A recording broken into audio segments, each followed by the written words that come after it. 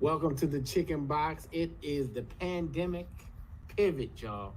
And when it hit back in the end of February, the Afro was faced with a challenge that many business faced at that same point. What are we going to do? How are we going to continue to get the word out to inspire, educate, and inform? What's our strategy? What's our game plan? We huddled up and we've pushed through. So much that our current location, we are pivoting to a new location because we found out how to be more efficient and effective, letting technology be our friend. So, in this last momentous day of moving out of our current old and stepping into our current new, I'd like to bring on, she's also, of course, a host of the Chicken Box. Misha Green's hanging out. She's in DC. I'm in Atlanta.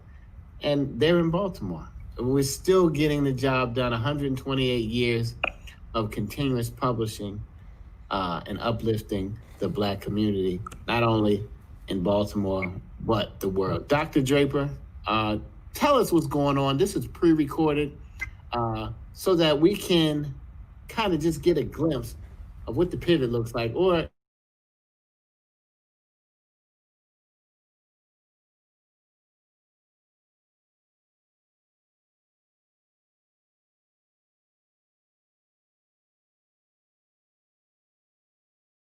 and newspapers. Now we can have a video taken of what the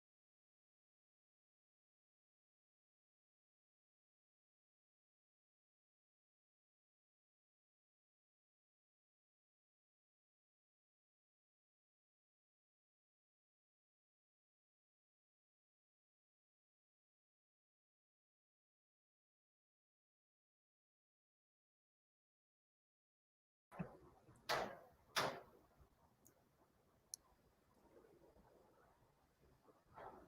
Hello, everybody. If you just tuned in, we are trying something with technology, and we're going to rewind because hopefully we can get the sound to play. Thank you for everybody that said the sound went out.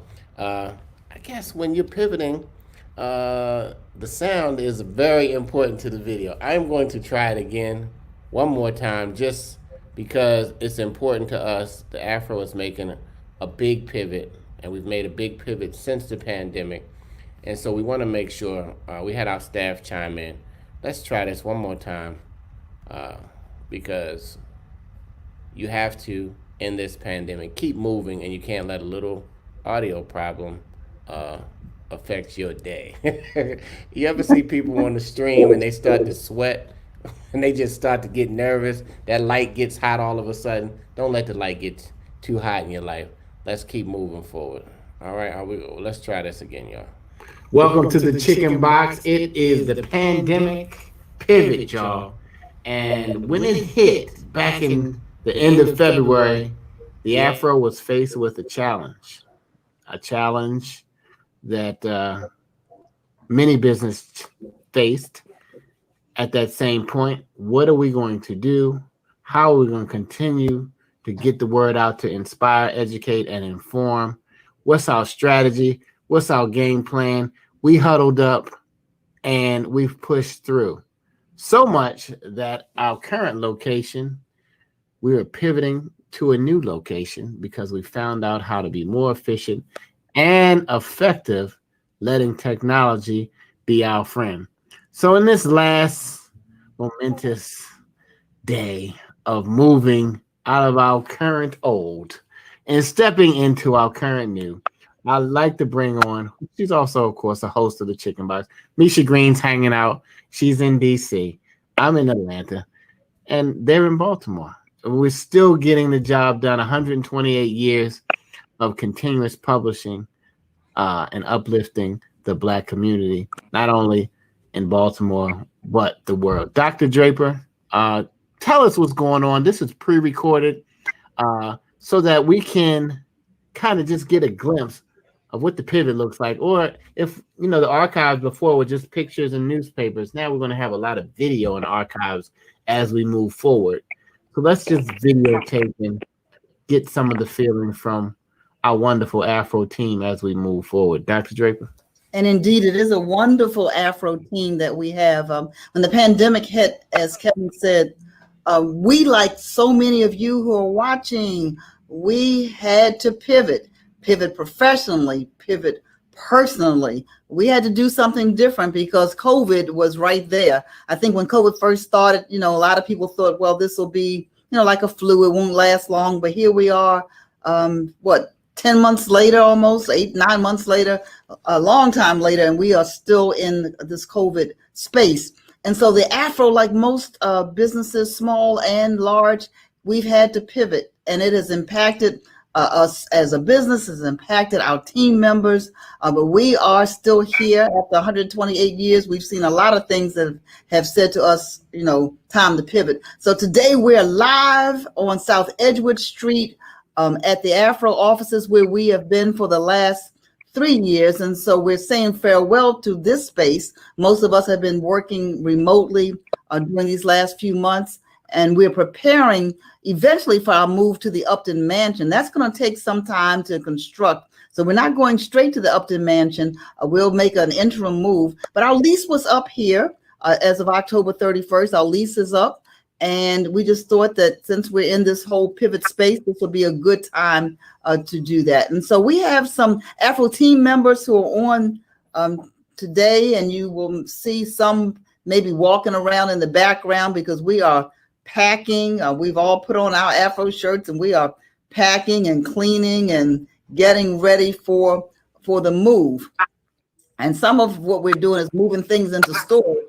Some things we're moving home so we can set up some home offices. So we're tagging things and saying, I want this desk, I want this chair to take that home. And so we're going to ask our at least 4 of our team members today to talk about their experiences, because this pandemic impacts us, as I said, not just from our workspaces and professionally, but personally as well. And so I want to start. We have one of our staff members who's on today, who's been with us a long time. She's not the longest person. We have another person who's been on a little bit longer, Denise Dorsey in our production department. But Wanda Pearson, you're right up there as well. Tell us a little bit about how long you've been with us and how, you've probably seen a lot of moves, but how this pandemic is impacting you both professionally and personally. What's been going on with you? How you been able to manage doing this, Wanda? So start by telling us how long you've been with us and what you do. Okay, I've been with the company over 40 years. I'm the receptionist for the Afro-American newspaper as well. I work in the circulation department. My experience with the COVID-19 is trying to stay safe. I had a sister that was diagnosed with breast cancer, and my biggest fear was infecting her, and I had to try to stay as safe as I could so I can keep her safe because I was her caregiver, and I wanted to make sure she stayed safe, and also my siblings and other folks who was around me. I wanted everybody to stay safe and feel comfortable being in my presence. Mm-hmm. So Wanda, you're one of the few. Most of us have been home teleworking, but you and a couple of other people, you've been coming into the office, and so thank you for sharing about your sister. That's really, it's about not just keeping ourselves safe, right? But it's also about keeping our loved ones safe. So thank you for sharing that and for your consciousness around that. So what did it feel like just coming back into this space? I know we get ready to leave, but you were one of the few people that actually came back to work every day. How was that for you? You quarantined for a while, then you came back. Well, I felt very safe being in the office. There wasn't a lot of folks in the office, and I enjoyed coming here. I was not feared of anything because it was just a couple people in the office, and I felt very safe. And back to work, it was very safe. Well, good. And you're the person that takes all of our temperatures when we come in the door. Yes. There are a bunch of, yeah. Well, good. Well, there are a lot of us here today, but usually it's only you and one other person, I think, in the office every day. So Wanda's one of our longest serving team members. As you said, she's been here over 40 years. She and Denise Dorsey have combined been here almost 100 years. Well, let me pivot. Speaking of pivoting, to one of our newer team members, Kelsey Chapman. And so thanks, Wanda. And so Kelsey, tell us a little bit about what you do at the Afro, what your day was like before the pandemic. Okay. I'm production assistant and artist, graphic artist for the Afro. So basically, an average day would be just coming into work, getting set up my computer, saying hi to everybody that's in there, everybody's in the office, and just basically designing the paper and laying it out so we can get it print and ready. Also for online. Right. And so now you're doing that from home. And so during the pandemic, I think you've had a major shift personally as well. Can you share a little bit about that big announcement that you told us about it? I know you already tell the Facebook world about it. So what else is going on in your life? It still makes me blush saying it. During this pandemic, even though it's, it has ups and downs, I got engaged to the love of my life during it. So you got engaged. So what is it like planning a wedding during the pandemic? Oof. It's a little difficult because a lot of times, you can't just walk into somewhere. You have to make appointments. Like if you wanted to see flowers, you can't just walk into a flower shop. You have to call in ahead. You can't bring, how women love to plan weddings. I have aunts and my mother. You can only bring a small party because not everybody can walk in at one time. Plus, you have to wear a mask everywhere you go. So it was nice to see the venue that we picked out, but I can only bring 2 other people. And then you have to wear a mask the whole time. And, so it's very difficult when you can't bring everybody that wants to see something with you. I can only imagine how challenging it is to plan a wedding. And when's your wedding? It is next year in September. So it's officially less than a year away. Less than a year away. Planning a wedding. That's another whole chicken box we could do on how to plan a wedding during a pandemic. So thanks, Kelsey. And congratulations again. Now, you all know we can't have an Afro without an editorial staff. And so our co-host, Misha Green, DC editor, digital content editor, is right here. And Misha, I might get you to say a little bit about your pivot during the pandemic. And then we have our, you have a new title, Sean Yozo. I don't want to mess it up, but you'll tell us what it is. And so I'm sure you've had to pivot professionally and personally during this pandemic as well. So tell us, how's this been for you? What's it look like? And then Misha, I'm gonna get you to weigh in a little bit as well. So tell us what you do. My new title is not very complicated. I'm senior reporter, senior correspondent. So the pivot professionally, honestly, over all the years that I've been a reporter in different kind of venues, I've been pretty resilient as far as being able to adjust to different scenarios. So it's not, you adjust. You adjust to the fact that you can't sit down face to face with people. You adjust to the fact that you can't go to a location necessarily and report. But, all you can do is report what you see and report what you hear. Okay. So that's what I do. As a columnist, obviously, I'm writing about my own experiences or giving my own opinions. So that has not been much of an adjustment. Again, all I do is just observe what I see, observe what I hear, observe everything that's around me. So the reporting part has not been a huge adjustment. Now, personally, had some things in my life happen. I've got an infant son. Okay. Who's in another country. Can't go see him because America is in the situation that we're in as far as the pandemic is concerned. But, that's been an incredible adjustment, trying to connect with him or connecting with him and his mother from 12,000 miles away. So I would say that's an adjustment. Oh, yeah, that's an adjustment. Well, congratulations on the baby, but that is a big adjustment. Yeah. So, that's all I got. Well, that's a lot. We have weddings to plan and, babies being born and, life is going on, life is happening, and then we're all trying to work. And so that's a perfect segue. Thank you, Sean, for sharing that. That's a perfect segue into this next Afro team member, Tasha. Tasha, you're gonna please tell us, what you do professionally. But Tasha, you have little people at home, and I know that you tried to come into the office a couple of times. Come and talk to us a little bit about what's going on with you, both professionally and personally. Tell us what you do for the Afro and how long you've been doing it. Okay, Oh, wait a minute, Tasha. Before you do that, I've left out my millennial friend on the editorial side. Wait a minute, Tasha. I'll come back to you in a minute. Misha Green, what's the pivot been like for you over there in DC? Because every time I look at the Afro's Facebook page, you're not home. You're out with the mask on in the middle of the protest somewhere.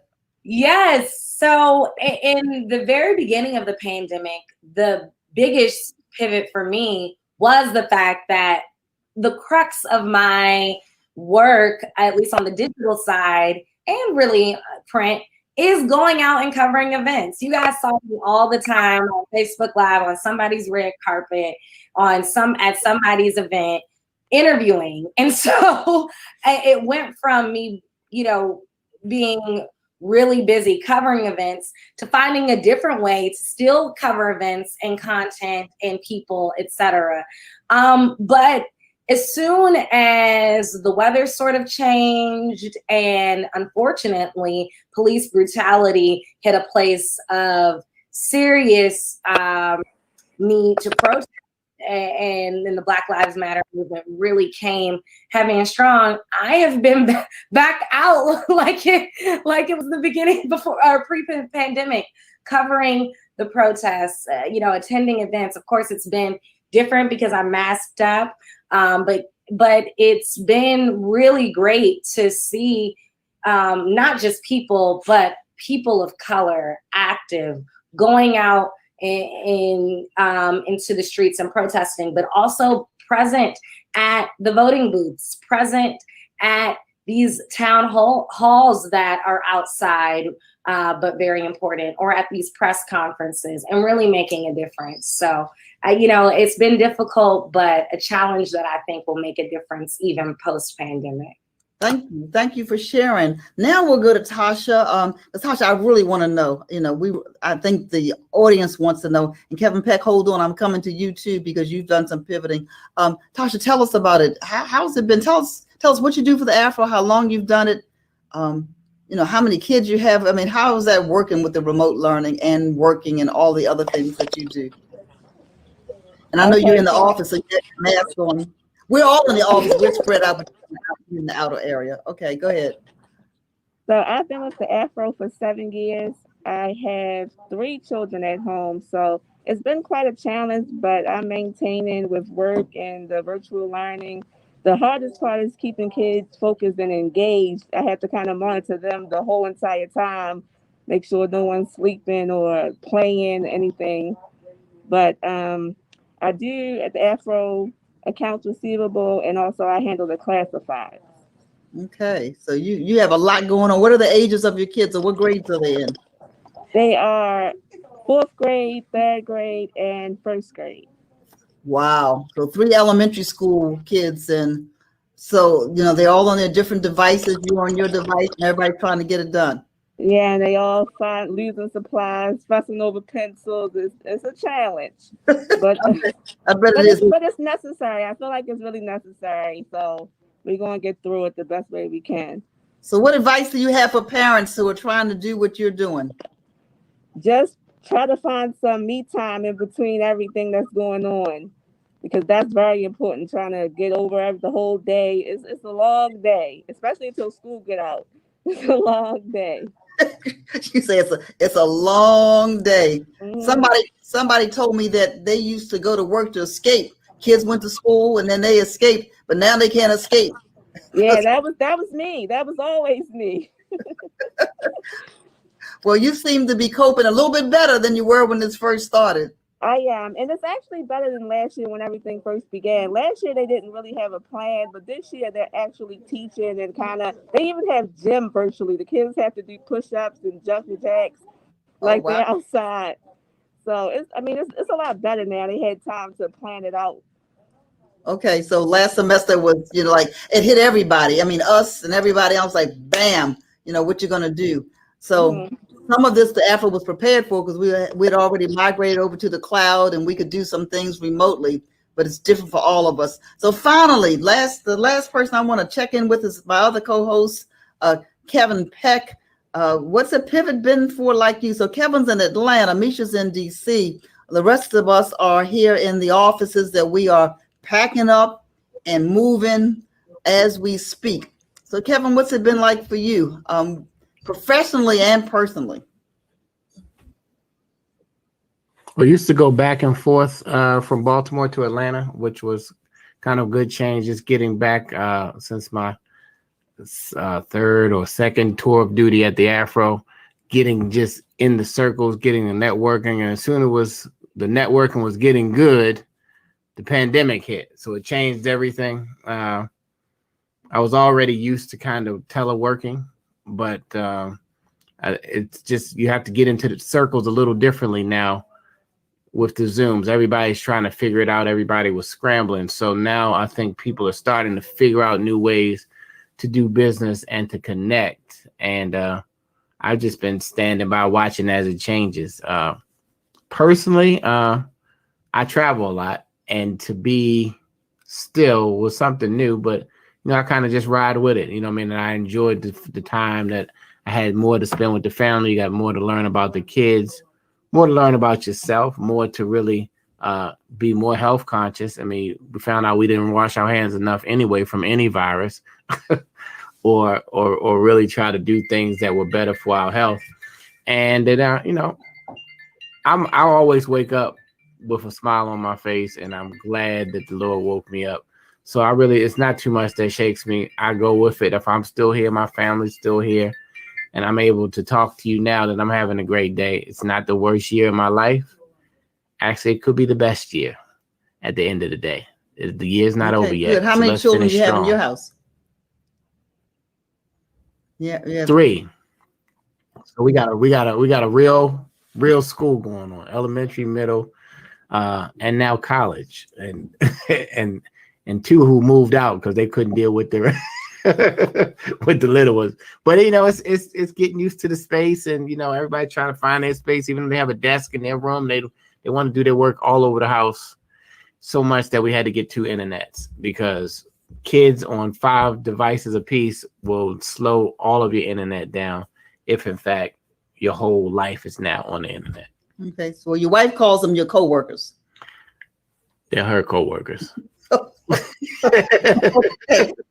All right. Well, I asked everybody else, and so for me professionally, what I have to do is what Tasha said: learn how to take some time for myself. One thing about being on these Zooms all the time, or GoToMeeting, or WebEx, or whatever platform you're on, is that we spend a lot of time in front of the screen and not enough time, away from the screen to do some other things. And so I'm already a person that tends to overwork anyway. So for me, this pivot has said to me, look, you got to slow down, take care of yourself, do some exercise. I had to move my home office away from my dining room because my dining room was too close to my kitchen.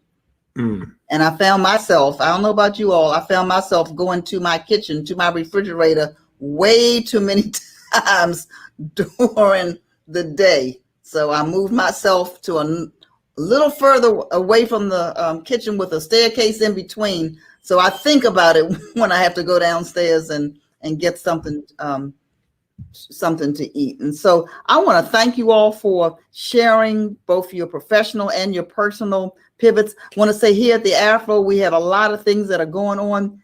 There's some things that we pivoted to that we've been talking about. So go to afro.com. We actually started a membership program. That's a pivot for us. Everybody being remote, that's a pivot. We bought computers for our team members, and so they could work from home.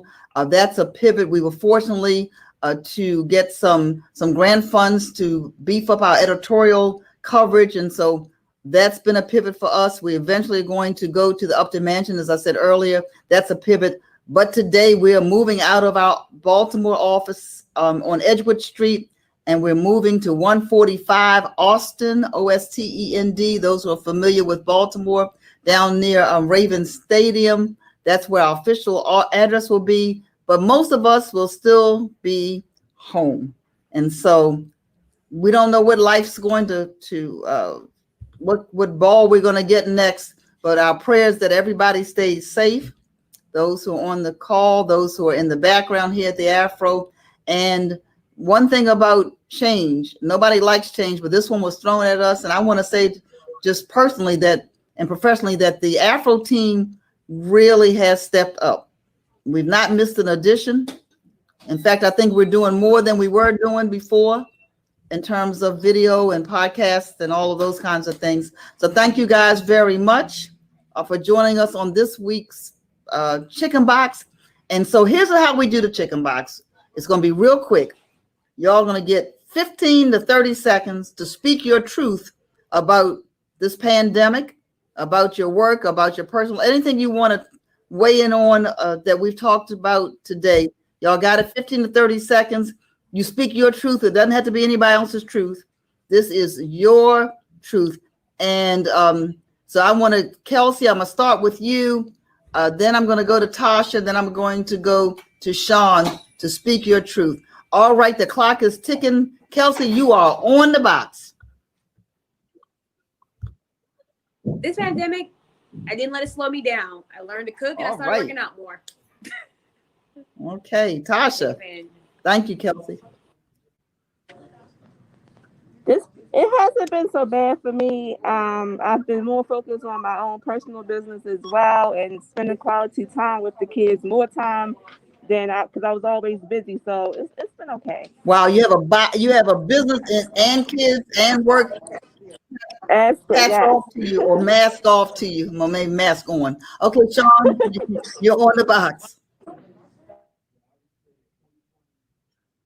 Yeah, I would say 2020 has been more of a blessing than a curse, really been a blessing, if I'm really honest about it. So God is sufficient. All right. That's well, it. Thank you all for being on the box. That's it. I am Tony Draper, one of the co-hosts for the Chicken Box, and I'm going to get on the box as well. Take care.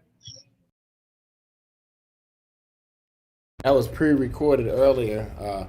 It was interesting watching yourself. If you just tuned in, this is the Chicken Box where you speak your truth. We're talking about the pandemic pivot. How did you change? How did you move during this process? How did you become a student? Did you become a teacher? Did you become a tech expert? Did you become a streamer? Did you get yourself a ring light? Did you get on a Zoom and you were in slow motion? What happened? Did your business go out of business, or did you find ways to pivot during this time?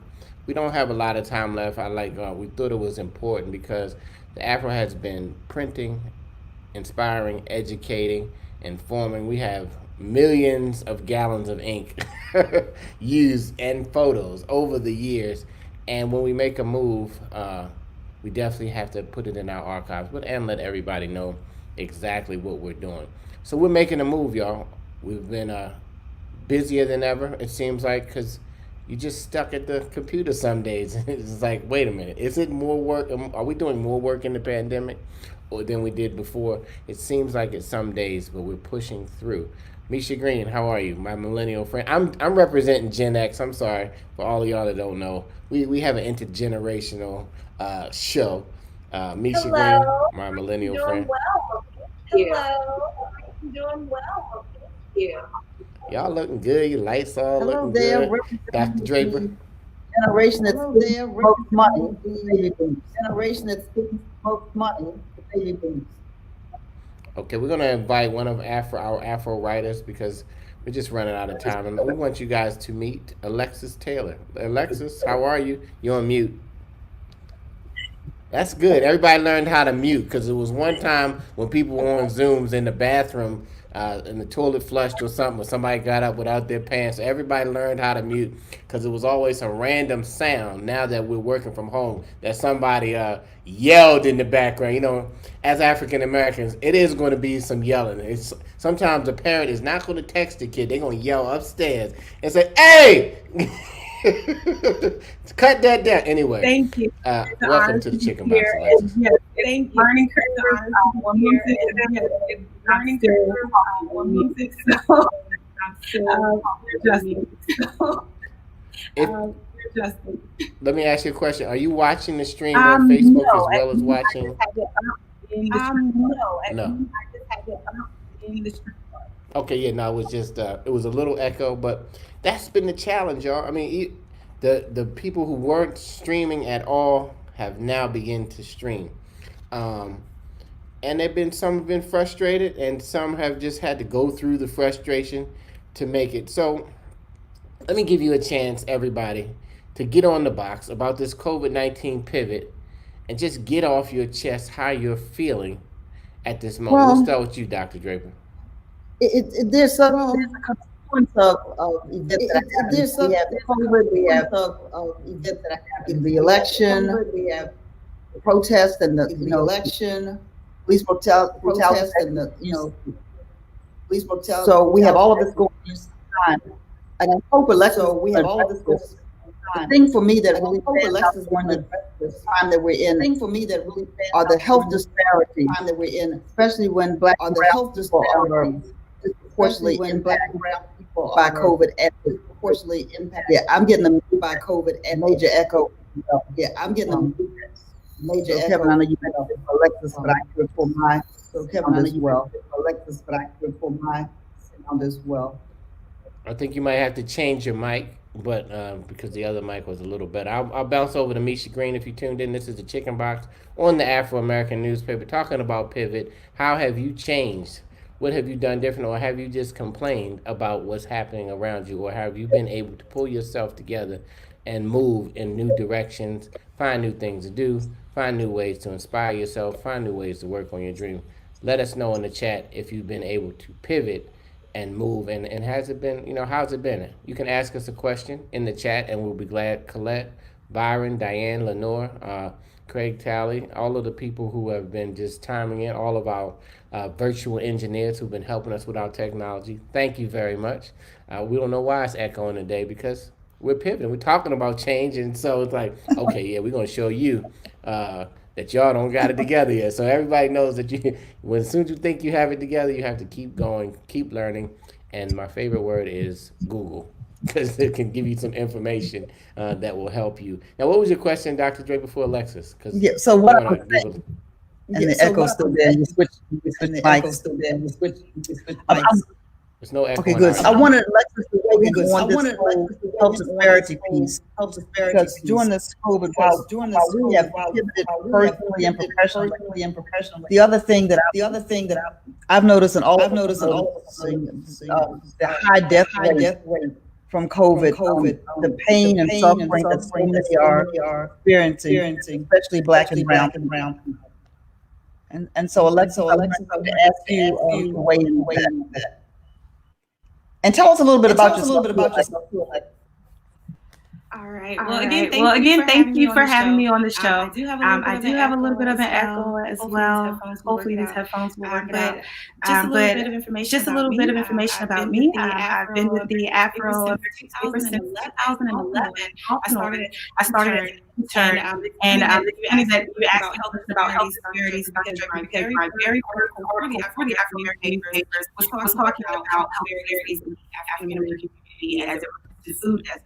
And as with school and healthcare tied to your job, healthcare disparities are coronavirus is shining a light on all of the different areas in our society where we were disproportionately affected. And I think that food options, food deserts are still a problem. It was a problem in 2011 when I wrote about it. It's a problem now, and coronavirus has exacerbated that problem. People want to say that African Americans are not taking the proper health precautions. People want to say that African Americans don't eat healthy, but look at the options that are in our neighborhoods. A lot of neighborhoods here in Baltimore and in urban areas across the country, what are their options to walk into a corner store and buy something canned standing behind a glass?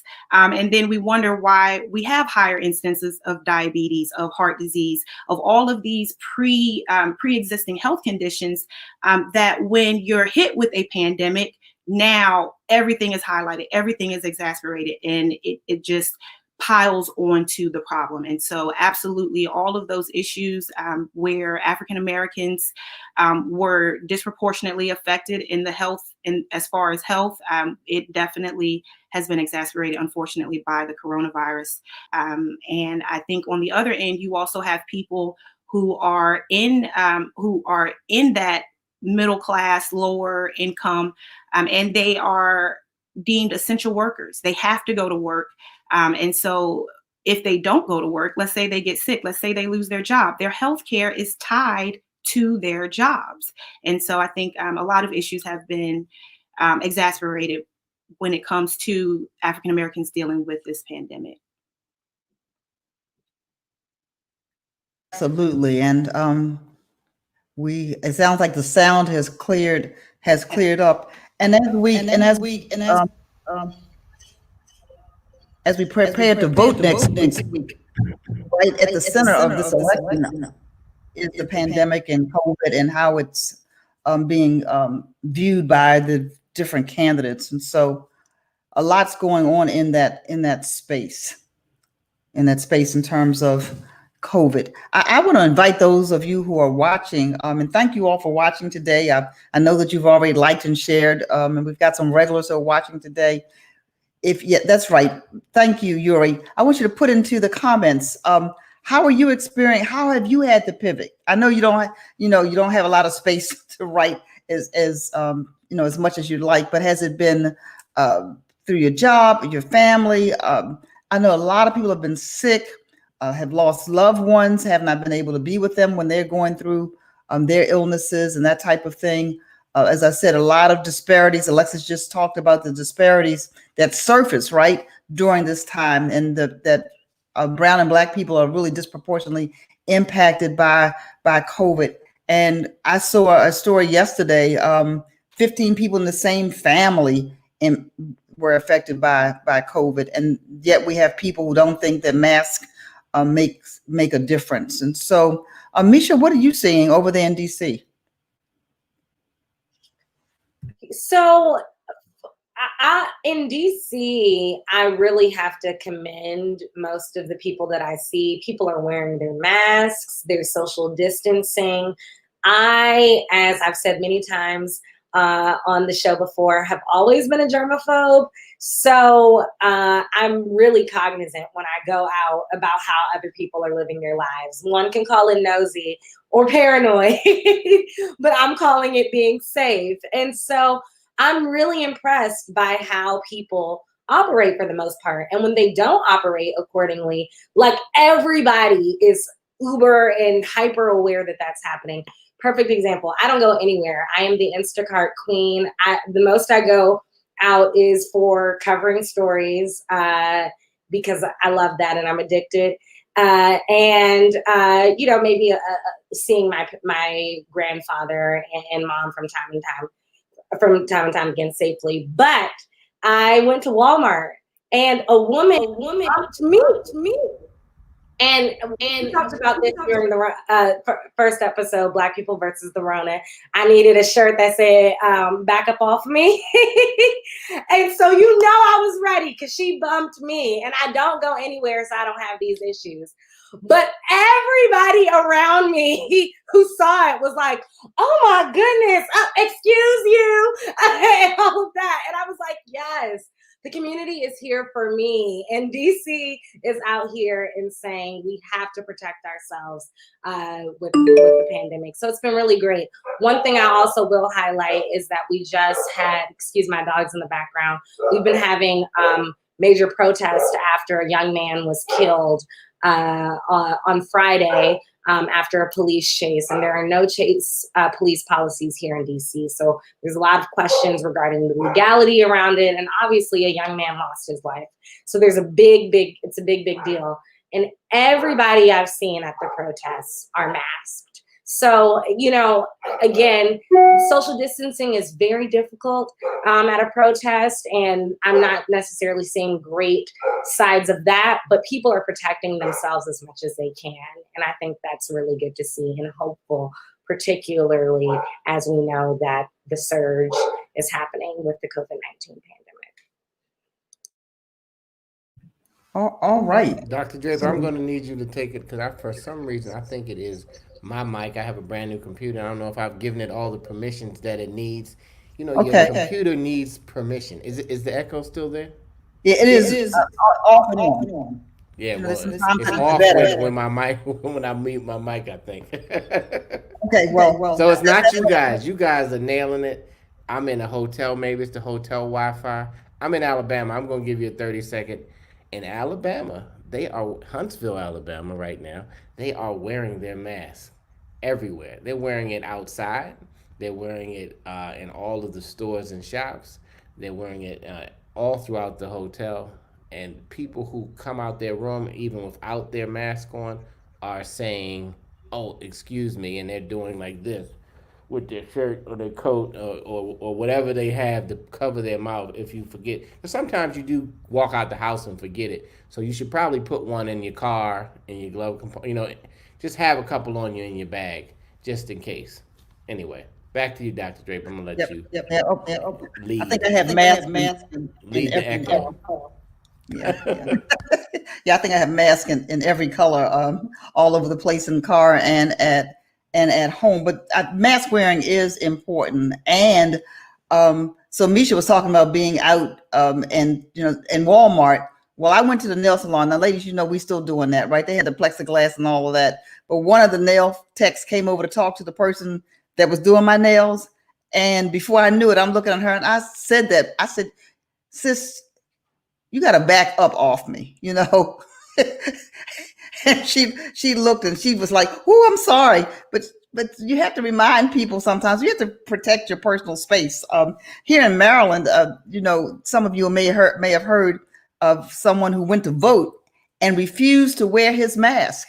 And so they told him that he could not vote because he did not have his mask on. So now he's suing the county because he's saying that his constitutional rights were denied. Well, I'm sorry. I think that, we've got to take responsibility for ourselves and not be afraid to say to somebody else, I'm not feeling safe when you do whatever, if you take your mask off or you're in my face. And so I'm like you, Misha, I haven't been out much.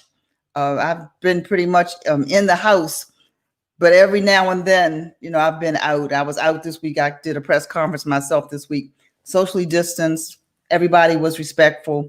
And I think that if we follow the advice of the medical professionals and not those who pretend to know more than the medical professionals, then we will be in better shape. Because looking at Canada and Germany, where they've been able to really control this epidemic, and looking at the United States where everything's going back up. Alexis, what do you want to say about that? We only have a few more moments here on the chicken box. Okay. As far as what I've seen, like Misha, I am a germaphobe. My nerves would not let me be great. I have not ordered a single thing since March. I've been in the house cooking, buying groceries in bulk, doing my nails at home, got my press-ons. I think just by my nature of being a journalist and then also being so interested in health and just, knowing simple biology. If somebody doesn't have their mouth covered and I'm talking to you and I'm looking at spit fly from your mouth, I can't do it. I can't. And so I think that Baltimore can do better. I'm not gonna lie. Baltimore, Black people in Baltimore, please do better. Covering your mouth and then leaving your nose. Cover your mouth and your nose. Wear your mask even when you're talking with family members that you haven't been around. I think that's one behavior pattern that I see a lot in our community. I, for a majority of the pandemic, lived down across the street from Lexington Market. And the behavior there and other parts around the city, I mean, people aren't wearing their masks. People are close up on each other, sitting on the stoop, in the houses, having parties and get-togethers. So I think that it's just really important to listen to the health professionals, like Dr. Draper said, take into account that our community has been hit. And I will also say that you don't always know if you have a pre-existing health condition. I know people during this pandemic, African-American men and women, who didn't know that they had certain health conditions. I've known people who have been diagnosed with cancer during this pandemic. And so they're, let's say that they weren't taking those precautions. They didn't find out months into the pandemic, hey, I have this diagnosis now, and now I'm glad I've been wearing a mask. I'm glad that I've been social distancing, staying in the house. So I think that African Americans, that's who I'm speaking to. That is who we're geared for, and I think we need to do better. I will say that my nerves, it didn't help my nerves that anytime something happens, or anytime, I'm interested in a topic, I go to the Afro archives. And believe it or not, in April of 2019, I was watching a movie and they made a reference to the 1918 pandemic. And so what did I do? I went to the Afro archives. I'm reading all these stories about flu pandemics. No one could have told me in a million years that in less than 12 months, we would literally be right back here. And when I read the Afro articles from 1918, it's the exact same thing. People arguing about whether to wear masks, people arguing about, hey, should we hold this parade? And they hold the parade in Philly, and then thousands of people are sick within the week. I think it's very ironic that we have a president who calls this pandemic a hoax when his own grandfather was a 1918 flu pandemic victim. He owes his wealth in part to the inheritance that was left behind from his grandfather dying from the flu pandemic. And so to turn around and then call it a hoax, to relax guidelines too soon, I think that it's disingenuous to then say that you care about the American people and have their best interests at heart. I don't mean to go. No, go on. My last point, my very, very last point is that, again, just to go back to it, this pandemic highlighting so many different disparities and so many different issues in our society. Why are we depending on schools to feed and shelter our children? Why aren't their parents being paid a livable wage? Why are people losing their jobs and now they don't have health care for when they do contract the virus? So I think that there are a lot of issues that have come out of this pandemic. Those issues were there before. They've been highlighted in these last 10 months.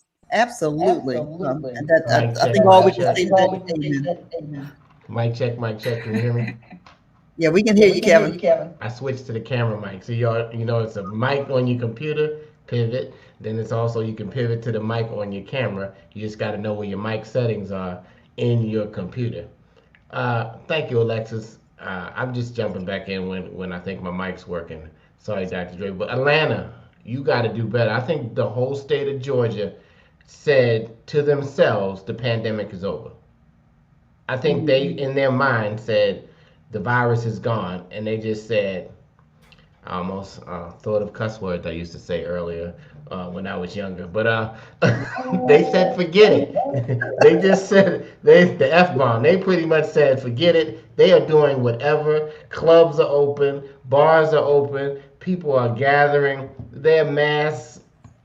Some of them, I don't know what's going on. I'm in the house with those people, but I'm just saying, I'm just looking at them, and they even try to approach you. We need to back up off me shirt. That is the real deal, because maybe you can understand that language, because But by the time I have to karate chop you, you are in my you in my personal space. If I can get you, you in the 6 feet rule. Even when the dots are on the floor, I can turn around and feel you in my pocket. I'm like, wait, you got to point to the floor. So anyway, that's my chicken. Well, you know what, Kevin? People have made this a political issue, right? It's a political hot topic.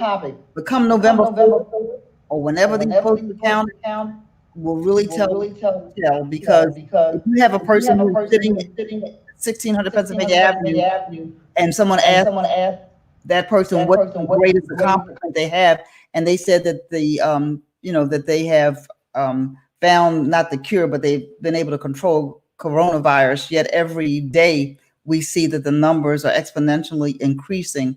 We already know that it is not true. So, Misha, we only have about 2.5 minutes left. And, millennials have gotten, Alexis, are you a millennial as well? I am in that generation. Okay, that's good. I love millennials. Misha will tell you every now and then I forget to say that I'm a baby boomer, and I'll slip up and think I'm a millennial. But anyway, millennials get. Listen, we'll claim you. We'll claim you. Thank you. But millennials get a bad rap. Yet when we look at the statistics of who's doing the early voting, young people are out there in droves. But what are you seeing in the millennial community in terms of COVID? So at what point, what I am in terms of millennials is that we are following the guidelines, but doing it our own way, which, in certain instances is a good thing, because you don't want to see people who are are prevented from living their lives or cannot provide for their family because they can't go to the grocery stores and things like that, which is what was happening. But what's concerning now is because social media is a thing. For example, I'm seeing a lot of people feeling comfortable in traveling, wearing their masks, loading up on all of their, PPE, but then they're going to Tulum, and everybody's going to Tulum. I don't know if other millennials are seeing that on their timeline, but everybody's in Tulum right now. And it's like, y'all know that all y'all are going to the same place and spreading the germs right there. And so I